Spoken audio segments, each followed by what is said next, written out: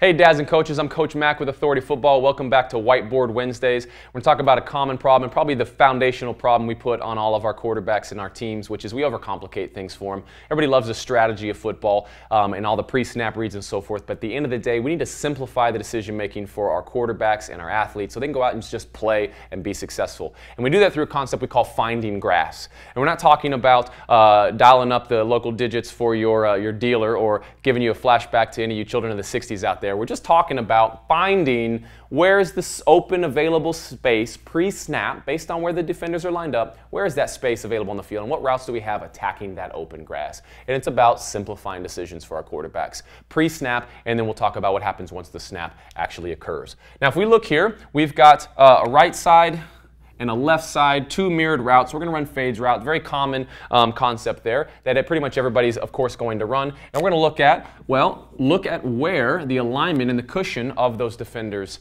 are, and then find out what grass are they giving us. And we can see here, this cornerback is taking the high grass, he's giving us the low grass. This cornerback is down low and he's giving us the high grass. So if I want the fade route, which one stands to reason?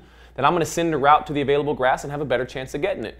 It should seem pretty obvious that this route takes that grass. So pre-snap, I'm going to decide, I think this is the route I'm most likely going to throw unless something changes. Okay? And that's it. We're going to take that grass. So pre-snap read, I've made my decision there. Now, the biggest problem we see is when our quarterbacks, they get married to a pre-snap decision. And so they say, hey, this is what I want, coach wants me to run, this is a decision I'm going to make, I'm going to take that grass back there, I'm going to throw that fade route to the left.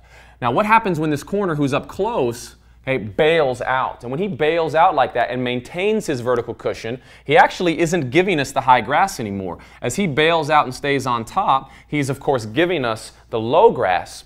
Okay? And we've got to be able to understand that, hey, plan A was to hit the high grass, but he is taking that. So we have to know what is plan B. And as coaches, it's our job to make sure there is a plan B, a complementary route that stresses that defender, vertical stress, high-low, like we've talked about in previous videos, that makes him wrong if he goes high. Okay? And so we want to find that, and quarterbacks and dads, when we're working with our young guys, it's for you to teach him to understand if he doesn't do what we expected him to do and he takes the high grass, well, what route is taking the newly exposed low grass? And maybe it's a swing route here or a flare route or whatever it may be.